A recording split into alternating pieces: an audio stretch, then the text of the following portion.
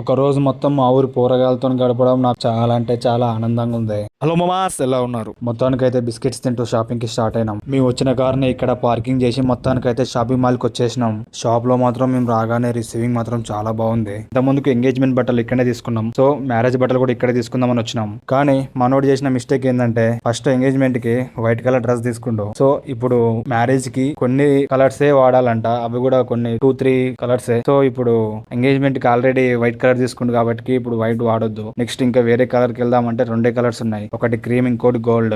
White కూడా వాడొచ్చు, కాకపోతే ఆల్రెడీ వాడినాం కాబట్టి మళ్ళా అదే తీసుకుంటే మొన్న చేసింది అనుకుంటారు. సో మళ్ళీ ఇప్పుడు వేరే కలర్ కి ఆల్టర్నేట్ కలర్ కి వెళ్దామని ఫిక్స్ అయిపోయినాం. అందుకే చాలా అంటే చాలా రెక్కి చేస్తున్నాం. చూడండి ఇక్కడ చాలా అంటే చాలా కలర్స్ వేసిండు, చాలా డిజైన్స్ వేసిండు. మీకు ఏ కలర్ నచ్చింది, ఏ డిజైన్ నచ్చిందో కింద కామెంట్ చేయండి. మనోనికి ఏం సెట్ అవుతుందో చెప్పండి. ఇది ఇట్లా ఉండగా మా నవీన్ గాడు బాయ్ నాకు బ్లాక్ సూట్ కావాలి బాయ్ అంటుండు. పెళ్లిలా బట్టలు వేస్తే అమ్మాయిలు మొత్తం నా సైడే చూడాలి బాయ్ అంటుండు.